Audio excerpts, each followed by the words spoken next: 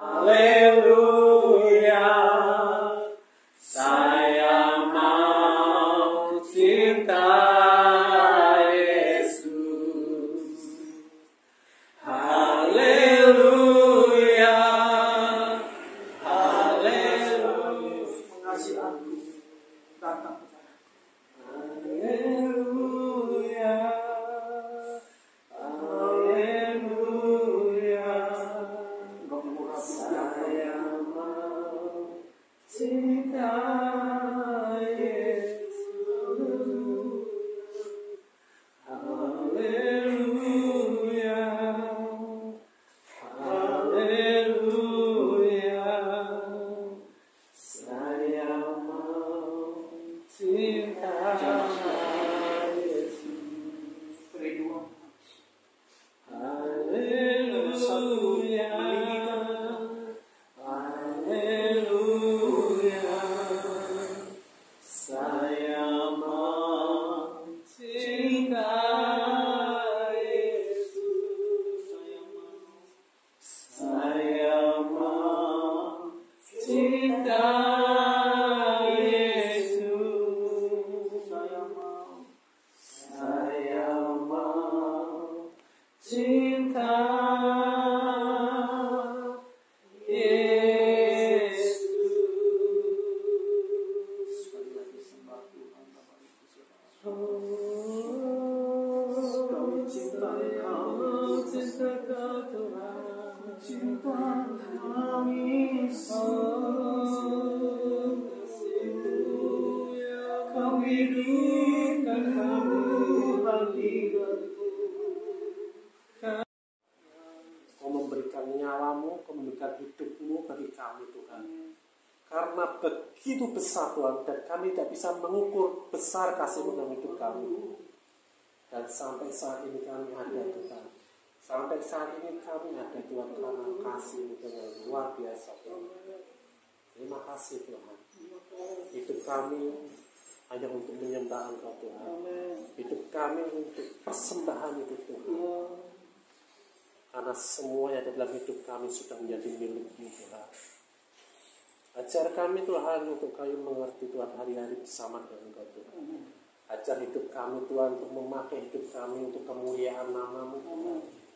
Ajar hidup kami Tuhan tiap hari Tuhan untuk menyatakan kasih kami pada Engkau Tuhan. Terima kasih Tuhan, pada siang hari ini kami berkumpul Tuhan untuk kami menyaksikan begitu besar kasih-Mu dari kami Tuhan, yang Engkau sudah menerima kami apa adanya. Terima kasih Tuhan, sebentar kami hendak belajar Tuhan. Mari Roh Kudus yang mengajar kami, yang mencurahkan hikmat-Mu, pewahyuan pada kami, untuk kami mengerti Tuhan, untuk mengerti hati-Mu Tuhan dalam hidup kami. Terima kasih.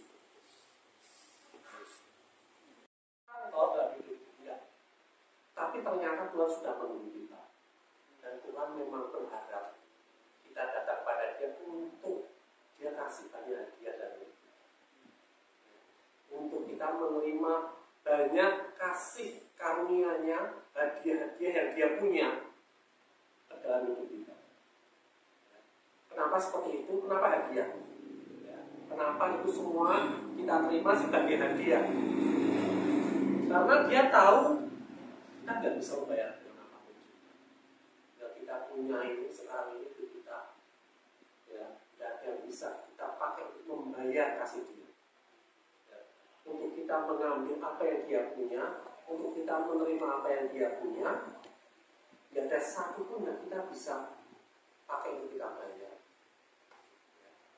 Jadi Dia mau berikan itu, tidak cuma Dia berikan kepada orang, tidak cuma Dia ingin berikan gratis, tapi Dia juga mengupayakan supaya kita menerima. Amin. Jadi Dia tidak Tuhan yang pasif. Dia tidak setelah Dia naik ke surga, Dia dikatakan itu sudah anak Allah. Amin. Tapi di sana ternyata Dia tidak pasif. Dia tetap mengupayakan supaya kita semua ini menerima semua yang dari Dia. Amin. Ya. Nah, saya hari ini ingin ingin sharing tentang saya mau tanya dulu. Di antara kita ini, ya, pernah nggak yang namanya punya teman? Karena ya pertanyaannya ya, punya teman. Saat ini aja kita sudah berkumpul bareng, ya. Jadi mungkin di dalam kehidupan kita dikelilingi banyak teman-teman kita. Dari sekolahan dulu, pekerjaan, gereja, pelayanan. Nah, pertanyaannya lagi, pernah nggak kita punya sahabat? Pernah nggak kita punya sahabat? Pernah ya? Pernah kan punya sahabat? Sampai ke tinggi lagi, kita punya pasangan hidup. Nah, sebagai sahabat, pernah nggak ya? Oh, sahabat sebagai sahabat ini kan, misalnya saya bersahabat dengan Mas Musa. Ya. Makin hari kita bergaul, namanya sahabat ya. Makin hari kita tahu semua kebaikan-kebaikan dia. Ya, namanya sahabat kan, inginnya berbuat baik, berbagi kebaikan. Tetapi ternyata sebagai sahabat pun kita juga akhirnya tahu kejelekan dia juga, benar nggak? Nggak usah sahabat, suami istri pun juga gitu kan. Ternyata suamiku kok ternyata menjadi seperti ini ya. Tapi mau gimana lagi? Ya toh, sudah jadi suami istri. Sahabat juga gitu. Makin tambah dalam kita akrab, kita tahu, oh dia seperti ini ya ternyata ya. Nah, tinggal kita putuskan tetap menjadi sahabat dia atau tinggalkan dia. Begitu juga sebaliknya, sahabat kita juga pasti juga akan berpikir seperti itu. Ya enggak? Ya. Pernah nggak ada yang ditinggal sahabat? Pernah nggak? Ya, sehari-hari bersama-sama dengan kita, begitu dia tahu kejelekan kita, kebiasaan buruk kita, atau mungkin menurut pandangan dia buruk, menurut kita baik, tanpa dia meninggalkan kita. Ngalami nggak itu? Pernah ya, kita ngalami itu semua. Jadi, di dalam kehidupan kita ini, jangankan kita saudara-saudara, Yesus pun mengalami itu semua. Yesus mengalami itu. Nah, kenapa hal itu sampai terjadi? Ya, kita coba lihat di dalam Lukas 4 ayat 24.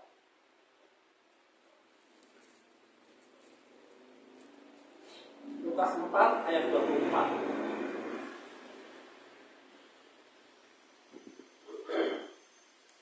Saya bacakan Lukas 4 ayat 24. Dan kata Yesus ya, katanya lagi, aku berkata kepadamu, sesungguhnya tidak ada nabi yang dihargai di tempat asalnya. Nabi aja bisa nggak dihargai di tempat asalnya. Ini nabinya juga Yesus benar-benar secara umum termasuk siapa? Termasuk dirinya sendiri gitu. Karena di tempat asalnya dia jarang terjadi mengadakan mujizat. Kenapa? Karena dia tidak diterima. Nah, kenapa kok sampai tidak diterima? Nah, pada zaman ini banyak sekali yang namanya kita manusia kan kita punya kelemahan-kelemahan. Jadi, ya, sahabat kita bisa melihat itu sebagai kelemahan, bisa melihat itu sebagai kekuatan. Sebagai kekuatan itu gini, oh ya, ternyata sahabat itu membutuhkan seperti itu. Bisa nggak ya aku memenuhi kebutuhan dia? Tapi ada juga ya, oh ternyata dia nggak punya ini, nggak punya kekayaan. Ternyata dia harus disupport terus. Wah itu kok seperti ini caranya, malas aku bersahabat dengan dia. Aku nggak bisa mengambil manfaat dari dia, ya kan? Nah, dia pergi. Tapi ada lagi yang apa yang aku bisa jadi manfaat yang buat dia. Nah, kita menjadi sahabat bagi teman kita, menjadi sahabat bagi orang lain. Itu yang Tuhan cari. Kenapa? Tujuan Tuhan masuk ke dunia ini, turun ke dunia ini menjadi sahabat kita, menjadi sahabat kita. Dan sekarang posisi dia, ya, kalau teman sahabat bisa meninggalkan kita. Posisi dia saat ini di mana? Posisi dia sebagai sahabat kita, dia ada di dalam hidup kita. Dia bahkan dia untuk lepas dari kita nggak bisa. bisa lagi. Karena apa? Ada meterainya dia. Yaitu apa? Roh Kudus. Ada meterainya dia. Dan dia ini pendamai kita. Pendamai kita. Jadi kalau kita punya perselisihan dengan sahabat kita, ya, kemudian ada orang datang menjadi pendamai. Jadi kita bisa saling lagi, kita bisa bersatu lagi, kompak lagi. Ya. Nah, Yesus pun juga sama. Karena dosa manusia, kita di pandangan Allah ini menjadi musuh. Tetapi oleh karena Yesus, kita diperdamaikan dengan Bapa. Amin. Ya. Nah, dalam kasus Yesus ini, ya, Yesus ini tidak ada kesalahan, tidak ada kegagalan dia, ya, yang membuat orang-orang yang di sekitarnya ini melihat kebenaran dia. Tidak ada sebenarnya. Tapi yang mereka lihat, kenapa mereka tidak mempercayai Yesus? Karena mereka melihat sisi yang manusianya. Mereka lihat sisi, oh ini anak tukang kayu, oh ini punya aja Maria, punya saudara-saudara juga, ya bekerja sebagai tukang kayu. Kesehariannya aku bersama-sama dia, tidak ada yang istimewa, dia cuma berbuat baik. Bahkan orang yang berbuat baik, yang setiap hari berbuat baik sama kita aja, atau kita berbuat baik sama seseorang, kadang orang melihat, gagal melihat sisi yang lain dalam hidup kita, potensi-potensi yang lain dalam hidup kita. Sehingga apa? Dia tidak pernah dapatkan sesuatu. Orang-orang ini di sekitaran Yesus ini, mereka gagal melihat siapa Yesus. Mereka hanya melihat manusianya. Tapi mereka gagal melihat siapa di dalam Yesus. Yesus adalah Allah yang menjadi manusia, bermanifestasi sebagai manusia. Mereka hanya melihat luarnya saja, tapi tidak melihat dalam. Inilah yang membuat mereka gagal. Ya. Yesus adalah Allah dalam segala kuasa dan keagungannya, namun dia mengenakan daging seorang manusia dalam segala hal. Nah, orang-orang ini melihat penampilan luar Yesus dan tidak melihat Allah di dalam Yesus.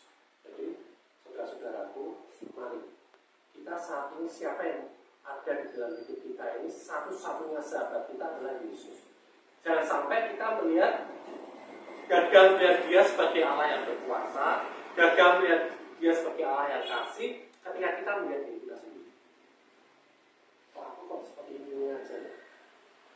Kok rasanya kok kering? Kok aku rasanya, kok aku melakukan ini gagal, melakukan ini mentok, aku kesini ditolak, ya kan? Kok kayaknya Yesus gak ada? Itu kita katakan. Jadi kita sekarang ini belajar seperti ini. Kita sekarang belajar melihat kenyataan dan melihat kebenaran. Nah ini, saling kita melihat apa? Sesuatu yang nyata, ya, nyata nih ya. Tapi ada kebenaran yang lain. Secara nyata, secara fisik Yesus manusia. Tapi kebenarannya dia adalah Allah. Secara fisik, ya. Secara fisik nih, mungkin kita yang saat ini sakit mungkin. Tapi kebenarannya apa? Yesus sudah sembuh. Secara fisik, secara manusia, kita lemah, ya. Kita tidak bisa mencapai kemampuan apa-apa. Tapi kebenarannya mengatakan apa?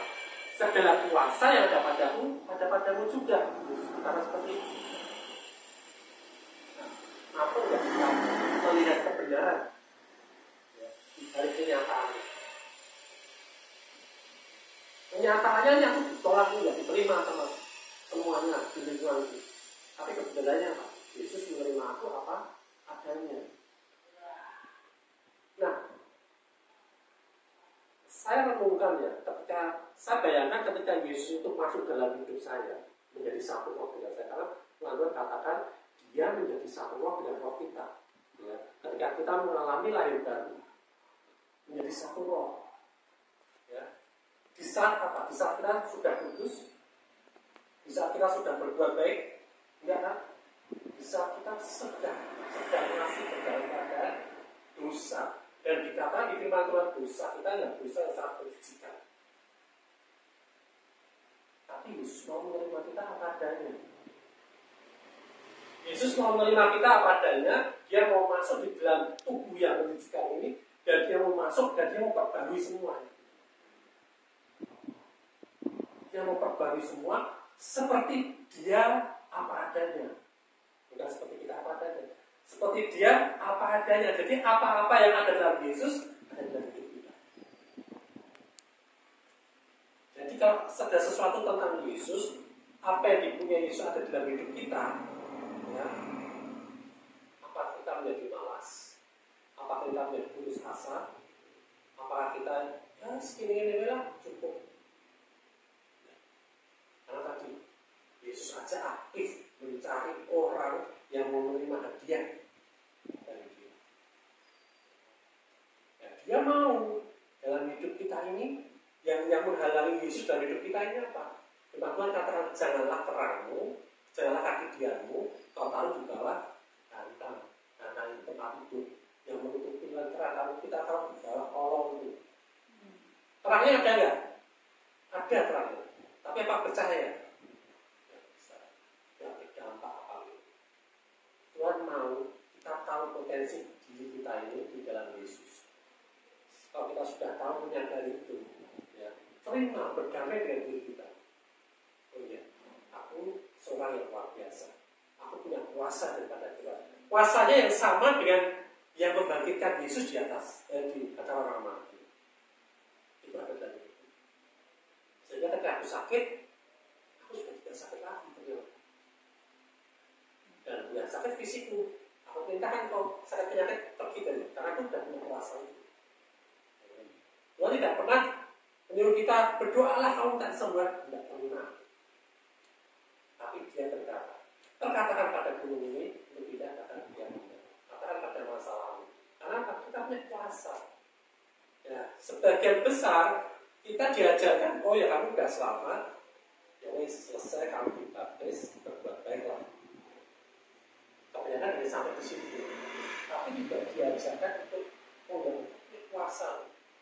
Ayo kamu harus belajar bagaimana kamu punya kuasa itu, pergunakan kuasa itu. Kamu punya otoritas, ya, yang ada di dalam diri kita ada dua kuasa. Kuasa Yesus, ya, kuasa Yesus, ya, yang membuat dia berjalan di atas kemustahilan, ya, yang membangkitkan Yesus semuanya, dan dua lagi kuasa Roh Kudus yang menuntaskan siap kerjaan Tuhan di dalam hidup. Jadi ketika kita ini sakit, misalkan ya, kita ini sakit, kuasa Yesus sudah menyembuhkan kita. Nah, Roh Kudus ini nanti akan menuntaskan secara daging, secara jiwa. Nah, kita harus tetap setia. Setia gimana? Kita tetap percaya, tetap tinggal di dalam kesadaran itu. Tidak mencari-cari alternatif apapun. Dokter, boleh ke dokter. Ya, aku jangan berdukung ya. Ke dokter ya, terus minum obat. Apa misalkan minum makanan-makanan sehat, boleh. Karena itu pola hidup kita harus diperbaiki. Tapi tetap tinggal dalam kesadaran diri. Kita sudah bisa. Kegagalan, nyatanya kita gagal, nyatanya kita belum dipromosikan. Ya. Tetapi kebenarannya apa? Tuhan sudah memberikan semua yang terbaik dalam hidup kita. Tidak bagaimana sikap hati kita menerima itu atau tidak di dalam kegagalan. Nah, bagaimana kita mengakses apa yang di dalam hidup kita ini, potensi-potensi itu, bagaimana caranya mengakses itu semua, mengeluarkan apa yang ada dalam hidup kita ini. Nah, itu kita harus yang namanya itu cermin. Ya. Kalau tanda misalkan lihat tubuh kita ini kayak apa, pernah nggak? Kalau ada cermin kita bisa lihat wajahku seperti apa, kan nggak bisa kan? Ya, alisnya udah lurus apa masih miring kan nggak bisa lihat. Kita harus lihat cermin. Lihat cermin itu kita bisa gampang percaya sama cermin itu kalau wajah kita seperti ini. Ya, kan percaya aja. Nah, sama. Cerminan dari kata di depan Tuhan. Engkau ketika membaca, merenungkan firman Tuhan, itu seperti kau melihat cermin. Kata seperti itu. Artinya apa? Seperti apa roh kita ini yang sudah baru, yang sudah sempurna, seperti Kristus persis sama sempurna. Potensi-potensinya semuanya ada di dalam kita. Bagaimana kita tahu? Dari firman Tuhan. Makanya Tuhan bilang, perbaruilah akal budimu dengan firman Tuhan. Nah, kalau kita baca firman Tuhan yang cuma hari Minggu toh, dari Senin sampai Sabtu, tidak ada kosakata ilahi yang tidak masuk dalam hidup kita, bagaimana kita bisa berbuah-buah itu? Karena Tuhan tidak menyuruh kita berbuat kebenaran. Berbuat benar itu tidak pernah, tapi berbuah roh. Ya. Tuhan tidak jangan engkau masih melakukan perbuatan-perbuatan daging. Ya, memang daging ini akan melakukan sesuatu, berbuat sesuatu. Tapi tidaklah engkau berbuah roh. Kalau berbuah itu, pohon itu berbuah disengaja apa enggak? Muncul dengan sendirinya. Bagian kita akan merawat, menyerap, memperbarui hal kita. Kalau kita mau sehat, ya kita makanan-makanan yang sehat. Makan makanan yang baik. Makanya kesembuhan itu hadiah dari Tuhan. Tetapi kalau untuk kita tetap sembuh, kita perlu belajar di sini, perlu usaha di sini. Seperti waktu Tuhan itu menyembuhkan seorang yang lumpuh, kemudian disembuhkan, di dalam sudah itu, ya dia sembuhkan. Dia tidak perlu apa. Tapi ketika ketemu lagi sama Tuhan di bait Allah, Tuhan bilang, kamu sudah sembuh, jangan berbuat dosa lagi ya, supaya yang terburuk supaya yang lebih buruk jangan terjadi lagi pada kamu. Artinya apa? Ada harga yang harus dibayar untuk kamu tetap sembuh, ya, tidak sehat. Nah, seperti itu. Nah, sekarang potensi-potensi yang ada dalam hidup kita ini harus kita nyatakan kita seperti keran. Dengan apa? Dengan iman. Iman itu timbul dari pendengaran akan firman Tuhan. Ya, jadi kalau kita dengan firman Tuhan yang tiap hari membaca, imannya tiap hari membaca, kan enggak? Ya kan? Tiap hari kan. Nah, kalau perlu ketika kita baca pagi hari ini, kalau seharian penuh ini kita renungkan. Sambil kita masak, sambil kita senam, sambil kita jualan, kita renungkan. Yang tadi yang mau beli maksudnya itu yang akan membuka keran kita, sehingga kita nanti akan membuatkan apa yang di dalam hidup kita ini. Karena apa? Selalu bilang seperti itu. Segala sesuatu yang dilakukan di dunia ini itu seperti apa? Seperti menjalin angin, sia-sia.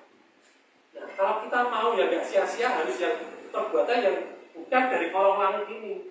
Artinya apa? Dari kerajaan Allah, yaitu Yesus yang ada dalam hidup kita. Dia akan mengeluarkan buah melalui.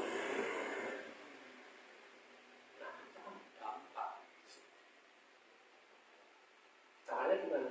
Tadi percaya ya firman yang kita dapatkan setiap hari. Setiap hari ya. Setiap hari minggu dong. Kita perlu nggak apa-apa. Kita punya sahabat, punya teman. Saya lagi tiap hari dan beberapa pasal ini artinya apa ya? Saya juga sama, saya punya guru juga, saya punya pendiri juga. Suatu saat saya nggak, ini apa ya yang dimaksud? Saya tanya pada guru saya, pendiri saya, artinya apa? Supaya apa? Supaya aku nanti ketika mendapati masalah, aku bisa lakukan apa untuk mengantisipasi semua itu. Bukan kita belajar dari masalah. Nah, kalau kita belajar dari masalah repot, ya kan? Pada siapa yang kita kena masalah. Tetapi kita belajar dulu, kita sambungin di Tuhan dulu, rumus-rumusnya dulu. Ya kan? Jadi ketika kita menghadapi ini, kita bisa. Ketika kita menghadapi tekanan, kita bisa keluar dari tekanan. Ketika kita menghadapi kegagalan, kita tetap bisa naik lagi, bangkit lagi. Ya. Ketika kita menghadapi penindasan, kita bisa lepas, bisa mengatasi itu semua. Amin. Saya mau bersaksi tentang ayam kamu ya, ayam kesayangan. Bahkan sayangnya kita kasih nama, saya sampai kasih nama dia siapa? Tekno. Kalau tektor dia datang, benar. Ceritanya gini, dia waktu bersaudara ada 5 bersaudara ya, ada 5 bersaudara, ayam macam bersaudara, ya, menetas bareng-bareng. Yang tektor ini waktu kecilnya banyak sering dibully sama saudara-saudara. Dibully nggak cuma sekedar dibully. Kalau kita melihat dengan kata-kata, sehingga jiwa kita tertekan. Itu dibully, dicucui, disiksa sama keluarganya sampai apa? Sampai otaknya itu kelihatan, sampai pecah seperti itu. Itu hampir tiap hari. Terus akhirnya saya lihat itu kita sendirikan, kita rawat, kemudian kita sampai dia sembuh, ya. Karena kita rawat, dia di tempat tersendiri. Ketika pencuri datang, yang lainnya dicuri, dia nggak dicuri. Ada, ya. Waktu itu ada di tidak cuma tempat kami, tetangga kami, ayam-ayamnya pada dicuri. Ya. Si tektor ini selamat. Setelah selamat, kami rawat tiap hari. Sekarang luar biasa. Bertemu, bulunya bagus, orang yang dia mesti senang. Karena dia keturunan, misalnya keturunan juga ayam kampung, jatuh. Dan sampai saat ini yang lainnya tidak ada, yang masih tetap bersama mereka. Nah, kita aja bisa memperlakukan ayam aja seperti itu, apalagi bapak kita di sini. Dan saya melihat potensi ayam ini, apa seperti kita ini bangga gitu, dengan karya kita dengan dia. Nah, kalau kita ini dirawat dengan baik oleh firman Tuhan, hidup kita ini dirawat dengan baik oleh firman Tuhan, bapak ini bangga ya kita. Ini loh hasil karyaku seperti ini. Hasil karyaku ini seperti Mas Yusa, hasil karyaku ini seperti Samuel, hasil karyaku ini seperti ini. Dia bangga. Dan dia akan tambahkan terus. Kalau kita dikasih asupan yang luar biasa. Amin. Jadi mulai sekarang kita memandang diri kita dulu. Ya, diri kita ini kita sudah berdamai nggak dengan diri kita? Jangan sampai ada perkataan negatif tentang diri kita. Karena sesungguhnya Yesus yang dalam hidup kita ini memperbarui semuanya. Dan setiap semua potensi yang ada. Nah, kalau kita sudah sadar itu, ya, potensi, maka kita akan step by step akan dipromosikan dalam hal apapun juga, dalam rumah tangga, dalam bisnis, dalam pekerjaan, dalam pelayanan, kita akan mengalami promosi demi promosi. Ya, di situ kita juga akan berhadapan dengan orang-orang. Jangan sampai kita juga melihat kejelekan mereka, kekurangan mereka, tetapi usahakanlah mereka ini kita terima dalam hidup kita dan kita bangun bersama-sama. Kamu punya potensi, saya punya kesaksian ada anak muda di gereja juga.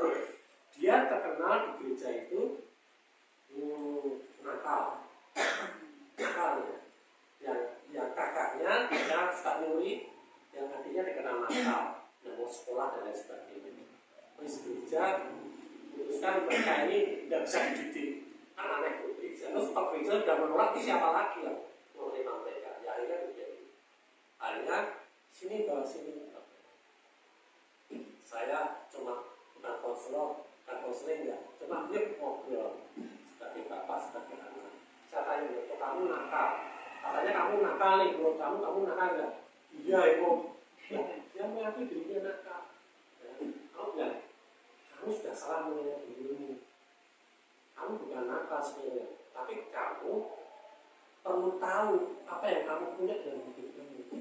Kamu nggak mau sekolah, kamu maunya apa? Kamu suka atlet, kamu suka olahraga, suka apa? Kamu sukanya apa? Akhirnya aku ngomong sama ibunya, ini bukannya malas, bukannya nakal. Cuma dia pengen apa, coba kamu arahkan. Akhirnya sekarang umur 12 tahun itu, dia bisa bermotor, motor, hospital, dan macam, dia bisa berbensin. Bengkelnya luar biasa. Sampai apa saja mau ikut dia, tapi karena dia masih juga umur, nggak bisa. Nah, kemudian saya nabung, saya ajak orang tuanya nabung buat dia beli peralatan bengkel. Dia buka bengkel apa biasa. Terus kakaknya juga, wis orang kalau ketemu kakaknya cepet-cepet semuanya kalau ada simpen, kalau dia pencurian dia dari satu dua utama padahal belum tentu.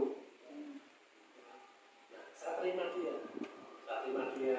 Saya memang susah, saya pun juga pernah dicuri juga sama dia, tapi saya nggak kapok, karena saya tahu ada potensi yang luar biasa dari dia. Akhirnya Pak, ada kerja yang baik, bisa jadi berkat.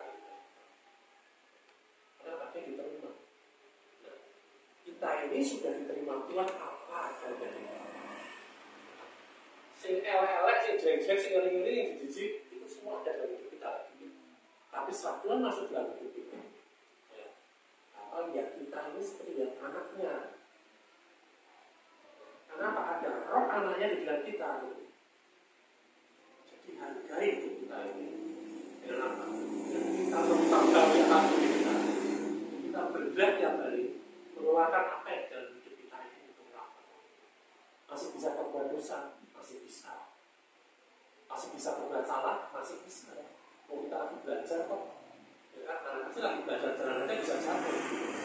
Tapi tidak merubah identitas diri kita sebagai orang yang benar dan orang yang kudus di dalam Tuhan. Tidak. Makanya kita terus membangun hidup kita dengan firman Tuhan. Karena satu-satunya yang membuat hidup kita merdeka cuma firman Tuhan. Yang membuat kita ini semakin dan semakin lebih baik cuma firman Tuhan. Dan Roh Kudus yang membimbing. Amin. Ya. Mulai hari ini kita semangat karena kita bukan orang sembarangan, kita datang dari surga.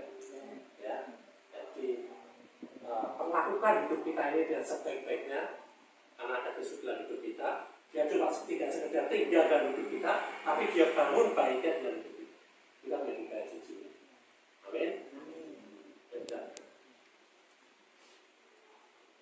Bapak, kami mengucap syukur, kami mengucapkan terima kasih karena hari ini kami boleh belajar. Engkau menerima kami apa adanya. Dan ketika Engkau menerima kami ada apa adanya, Engkau mengubah seluruh hidup kami, roh kami. Dan saat ini Engkau memproses jiwa kami, tubuh kami untuk menjadi serupa seperti Engkau. Bagian kami Tuhan, kami belajar tiap hari untuk mempercayai Engkau, bersepakat dengan Engkau. Sehingga apa yang ada dalam hidup kami, apa yang ada di dalam hidup kita, memancar keluar dari hidup kami, menjadi berkat bagi banyak orang, menjadi terang bagi banyak orang, menjadi kesukaan Tuhan, dan semua orang juga menyukai. Karena buah yang daripada apa Tuhan, buahnya enak dan memberikan kehidupan, memberikan kesehatan, memberikan kemerdekaan Tuhan. Terima kasih Bapa untuk hari ini Tuhan. Persekutuan hari ini Tuhan, kami percaya Tuhan, jika kami bersepakat dengan Engkau Tuhan, segala sesuatu terjadi seperti kehendak-Mu dan sesuai dengan takaran kehendak. Terima kasih Bapa, kami terima semua kasih anugerah-Mu saat ini juga. Dalam nama Tuhan Yesus kita semua berkati berkata, Amin.